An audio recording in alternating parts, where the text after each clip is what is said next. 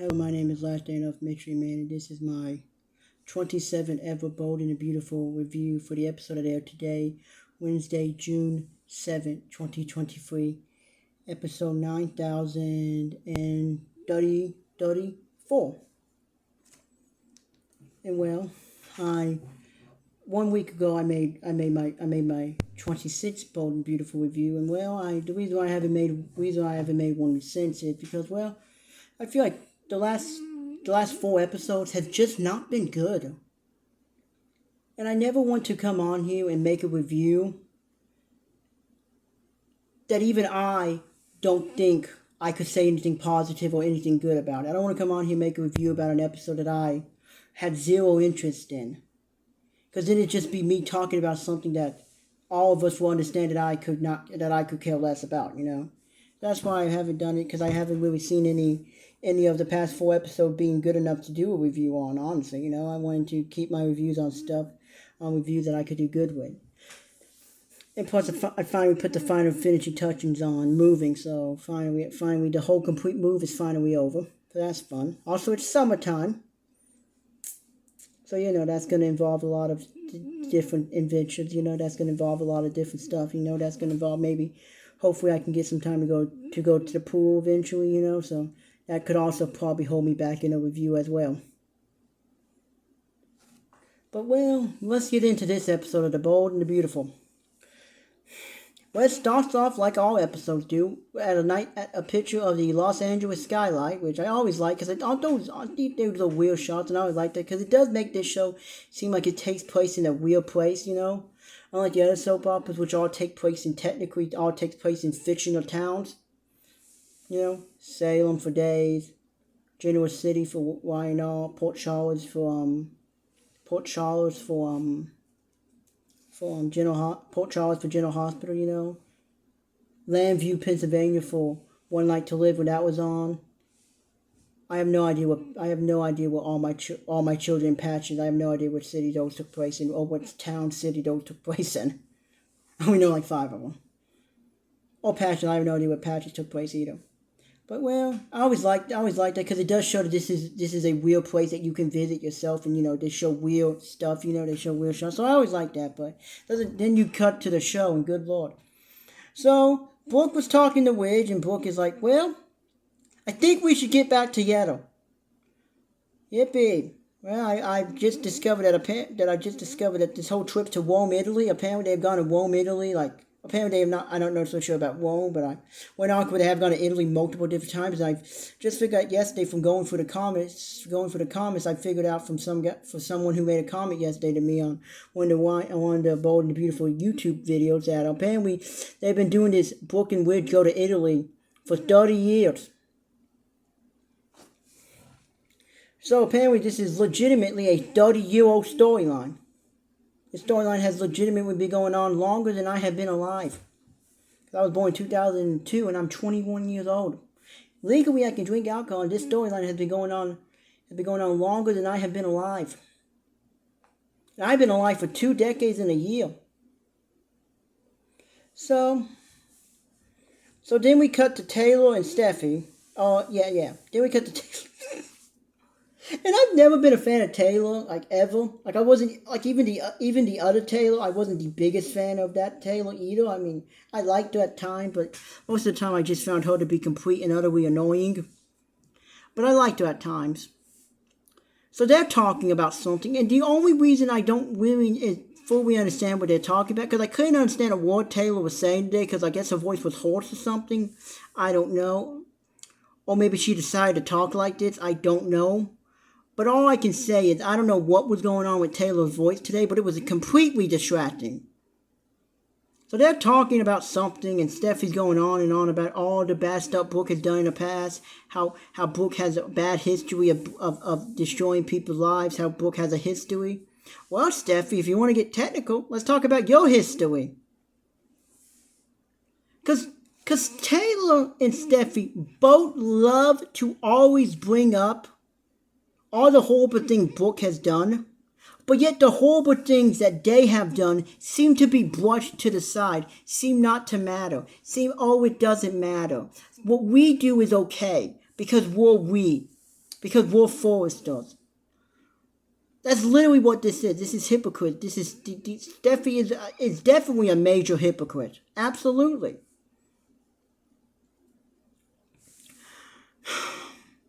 And then we cut to the part of this episode that I thought I was going to be the most annoyed about, and I was annoyed by it because it just still makes absolutely zero sense from a logical storyline perspective. Or if you watched any episode in the past 4.5 years on this program, this still makes absolutely zero sense. But so we cut to Hope coming in there to basically to tell Thomas that his mom is a piece of shit,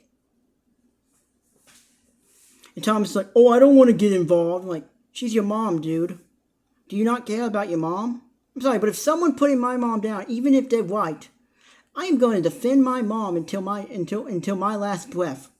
I don't care who you are. You could be my girlfriend, my wife, my friend. You could be whoever you are to me. I am not going to sit here. I'm not going to sit here and let you say anything bad about my mom. Absolutely not. I don't play that way. This is not about a soap opera. This is not about a soap opera character. This is about Brad Bell trying to push the narrative that kids, once they get older, they don't care about the parents anymore. Nope, that's bullshit. That's bullshit. No, I will always defend my mom and my dad until my last breath. No, absolutely, yes. And yes, no one's gonna come in. No one's gonna come to me. No one's gonna bother me No one's gonna bother me when I'm doing my job. I don't care who you are. We could have a kid together. We could be married. We could be dating. We could be married for 20 years. No, we could be married for 5 years. No, if you come in here and you say something bad about my mom, we're having an argument. So Hope comes in and she's doing her usual. She's doing her usual. I'm bored out of my mind and I have nothing important to say, but I'm gonna pretend like I do.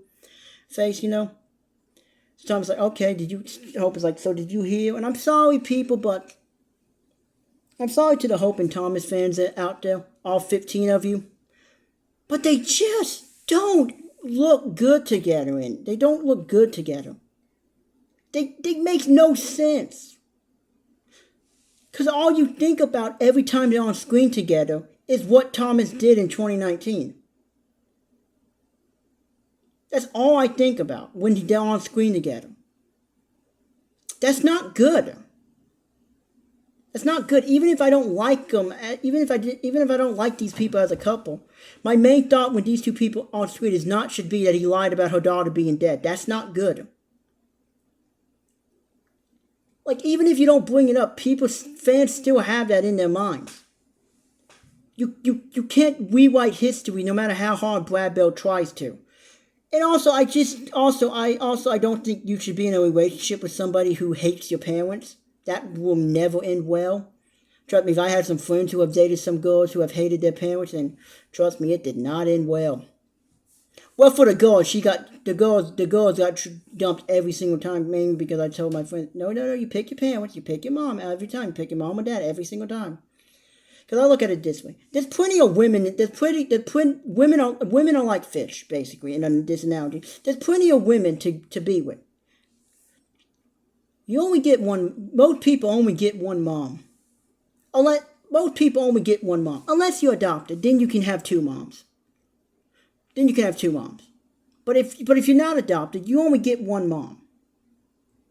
And your mom and dad are supposed to be not your everything. You're not supposed to fully focus on them. But if someone puts them down, no matter who it is, I will defend my mom. Absolutely. I don't care who you are. I don't care if we're married. I'm going to defend my mom to the last. If I had to choose between my mom and a woman, I'm picking my mom every single time. I choose between my mom and dad or a woman, mom and dad, every single time. So they're having a conversation, and Hope is like, well, did you know about this? Thomas is like, no, I didn't know about this. Everybody's been too busy telling me about how I'm apparently going to be a psychopath and I'm going to be obsessed with you again. So I think Thomas has now reached the point that even he's annoyed by hearing it. Because even he doesn't want to be this person anymore, but Steffi, Taylor, Brooke, Hope, Liam, Wyatt, Bill, literally everybody else are all pushing this narrative to this poor man that he has, including Douglas too, he did it too. They're all pushing the narrative that he has to be obsessed with Hope. And now he's annoyed by it, which is going to cause him to become more resentful towards Hope. And eventually he's going to snap. And it's not going to be good for Hope. It will be funny for everybody else, but it won't be good for Hope. Because he's going to snap. It will be hilarious when he finally does snap. So they're talking. So then we cut back to Brooke and Widge, and Brooke is like, Widge, I think we should get back together. Because I had took this thing to find I picked myself, whatever that means. What does that mean? I picked myself. You're a woman you're nearly in your 60s, and this is the first time you've ever picked yourself. Not only is Brooke Logan one of the biggest sluts on the show, she's also one of the most selfish people in the world. All she's ever done is picked herself. Literally the way Hope was born was Brooke picking herself because she didn't think about how this would affect her daughter when her daughter found out that she slept with her daughter's husband. That's selfish. Let's not forget the fact that Brooke was married and has 2 children with Widge's father, Eric. So this whole I picked myself is complete and utterly stupid. It's complete and utterly bullshit. I don't want to sound like a misogynistic dude, but that just sounds like this new woke ideology of the world nowadays that you have to listen to. I don't get that. I don't get that. I don't get that. It paints this picture of no one can say anything bad for fear of being called something bad, for fear of being called a misogynistic joke. That's what makes some men feel now.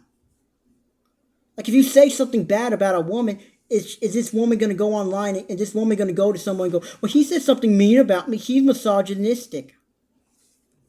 It makes no sense. You can't say anything in front of women that you don't know, and they know who you are, and they know what they know what you believe and what you don't believe, without that fear of you're going to be called out and you're going to be accused of something you didn't do. That's the world we live in now. So that's this whole new ideology of this new woke ideology. But I don't want to get into that. That's not a conversation I want to get into. That's not a bear I want to poke. But yeah, I don't get what that means. I chose myself. So then she goes, well, I chose myself, but maybe I shouldn't have chosen Taylor as a friend. Well, you two was never friends. Let's be perfectly honest. You two were just acquaintances at the very least. It was basically just something funny for Brad Bell to do before he wanted to end it. Then we cut back to Taylor and Steffi, and Taylor apparently had some honey or juice, or I think it was honey. It was very ugly honey, honestly. Honey is supposed to be bright orange. That looked like yellow, but okay. Please eat this honey. Please eat this honey. Do something with this honey so your voice sounds like a normal person again. So you have a voice of a normal person, not the voice of a fight or like a 60-year-old woman that's possibly on crack. Was her voice hoarse or something? I guess granted I shouldn't talk because I kind of sound like Darth Vader when I make these YouTube videos because if you hear me in real life, I have a completely different voice. So nothing was really accomplished. And then we cut back to Hope and Thomas and good Lord is this fun. Good Lord, it is not a good transition to go from these two people yelling and arguing about their parents to them talk about going to Rome, Italy. Because they're going to Rome, Italy. Thomas is like, we're going to Rome, Italy. That should be fun, even though he calls it Rome, which I still do not like. I don't care what anybody says. I was always told it was Rome, Italy. No, seriously. Seriously. I had a geography. I had a test one time. In geography in 9th grade. And I put it correctly, but one guy put Rome down. One person said, name a country. There was a written quiz, and you had to name 5 different European countries in this test. And I basically you had to name 5 different European countries, and I got Madrid, London, Dublin, Ireland. What else? Moscow And technically, the teacher tried to fail me with that, but I said, technically speaking, Russia is in both Europe and Asia. So technically, Moscow counts, and he had to count it. And I said Rome, Italy. And then my friend, he did the exact same thing, but he didn't put the Italy part with Rome, and he got it wrong, because the teacher said you have to say Rome, Italy. So he got it wrong. And nobody corrected him because he was not wrong. And the guy was like, yeah, I kind of screwed up. Yeah, I screwed up. So you be the judge. But that's how it's always worked. That's how it's always worked. It's always been Rome, Italy. You can say London. You can say London, or you can say London, England. You can say Paris, France, or Paris. You can say Madrid. But Italy, you can only say it as Rome, Italy. So that's what I've always called it. So anyway. So this show is taking a trip to Rome, Italy. That should be fun. It's like, I would be so excited. This is like an adventure I've never been on before. Hope lived in Italy for 4.5 years, or as I like to call it, the golden, or as I like to call it. I know somebody will disagree with me, but this is just my opinion. The golden age of the bold and the beautiful, from 2015 to 2017. Those 3 magnificent years when Hope was fully off this program. What a great 3 years those was. The golden age of the bold and the beautiful. You had Pierce Ford as Thomas. He was phenomenal. There was no hope. Liam and Steffi went on to have the greatest love story, to have one of the greatest love stories, one of the greatest redemption love stories of all time. Such a great time. And you had so many different characters. There were so many characters. It was hard to keep up with all the characters you had. But it was so much better, because that's another problem this program had. There's not enough characters, but maybe I'll make a separate video on that. So they're back to talking, and all I'm thinking to myself is, Thomas does not want to be with Hope. Hope doesn't want to be with Thomas. Thomas definitely doesn't want to be with Hope. These are 2 people who should not be together. And it makes complete sense on why these people shouldn't be together. But of course, people will keep trying to push this narrative they should be together. I don't understand it. Like, is this just something fun to do for you guys? Or do you honestly believe that Brad Bell is going to do it? Because, I mean, after he stopped the Taylor and Brooke friendship, you think he would finally come to realization, well, if he stopped that, clearly Hope and Thomas have 0 chance of ever sleeping together or actually being together. Like, it makes no sense now. That's Brad Bell writing. He does something, he has it be a storyline, and then it ends, and then it resets. This program has had one storyline per each year since 2018. It's one storyline that dominates the year, and then it ends, and it all resets to the next year. We are in June, so we are poised for all these big realizations to come out. Like how Brooke was saying, that the last few months she's been friends with Taylor has basically just been a lie. So then we get to a part of this episode right before it ended where Tom is like, "So is Liam gonna be there?" And from what I thought, apparently everybody in the mud is gonna be in Rome, Italy. And so that's according to what I've heard on the internet. Apparently everybody and their grandma is gonna be in Rome, Italy, because I would figure most likely. Why would you fly out like 15 people? Why would you fly out like 15 people to go to Rome, Italy? I mean, this is not exactly like when they go to Aspen, Colorado, which I did not actually know existed until I started watching this show. I did not know Aspen, Colorado was a place until I started watching The Bold and the Beautiful, the Gondola episode. But apparently, according to Hope, he won't be there, but I'm pretty sure everybody in the mud is going to be there, because that's what at least I've heard from the internet. And so apparently these people on the internet, I don't think the people on the internet will lie. They all seem like very trustworthy people. Their opinions on soap operas could be better, but hey, they all seem like trustworthy enough people, I guess. I don't know. So it ends with Hope and Thomas talking. Apparently, I can't tell you exactly what happened, but something along the lines of sexual harassment, because I know someone's going to blow this completely out of proportion. So they're walking, and at a certain point, Hope's hand touches Thomas, and they make it seem like such a big deal. That one happened to me and another dude while we was working on a project together. And nobody mentioned anything about it. And that one happened with me and my friend's girlfriend, and he wasn't even upset. Like, hey, dude, my hand touched her. It was an accident. I'm sorry. He was like, yeah, I understand. I understand completely. It was an accident. He was like, I understand completely. It was an accident. Absolutely. You know, that's nothing in the grand scheme of things. That's nothing. That happens all the time.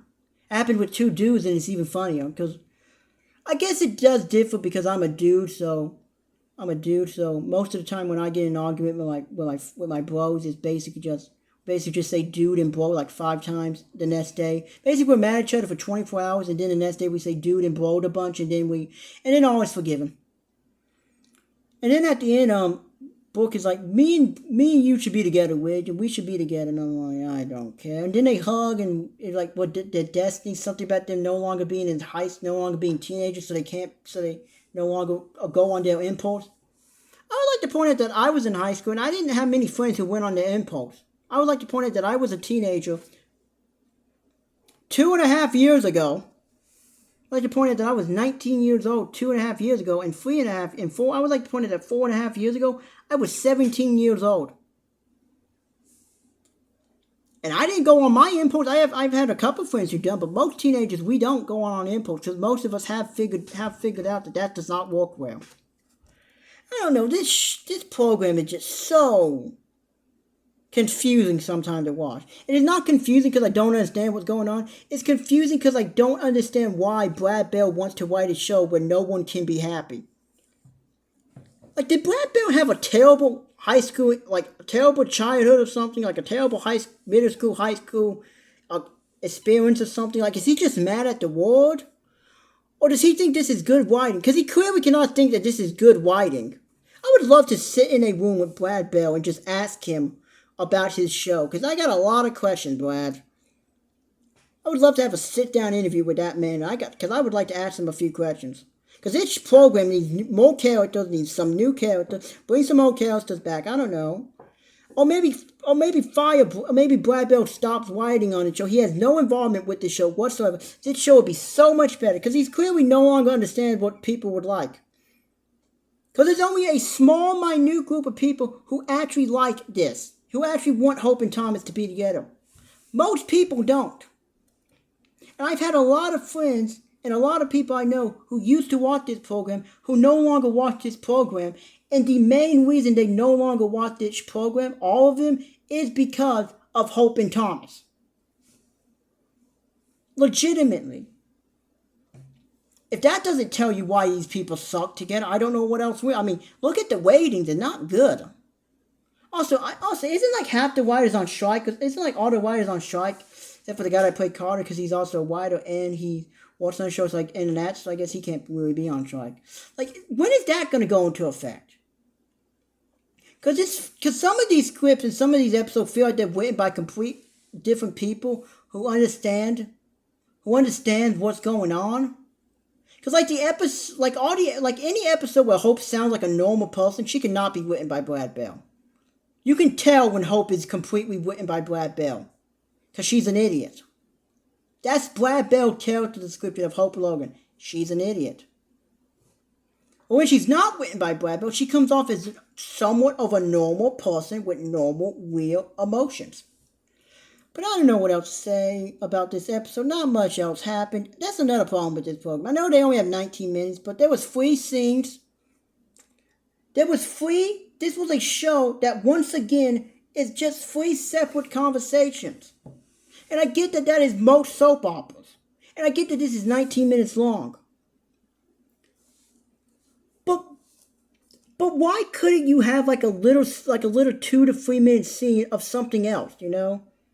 Like, why did we have to cut from Taylor and Steffi to Hope and Thomas talking, then to Brooke and Brooke and Widge talking? Why couldn't something have been intermingled in between those, you know? Like, couldn't we have got a scene, I don't know, where Steffi said to Taylor, Finn's walking at the hospital, and why couldn't the next scene have been them going to 2 minutes and then show Finn at the hospital or something, you know, doing whatever he does at the hospital?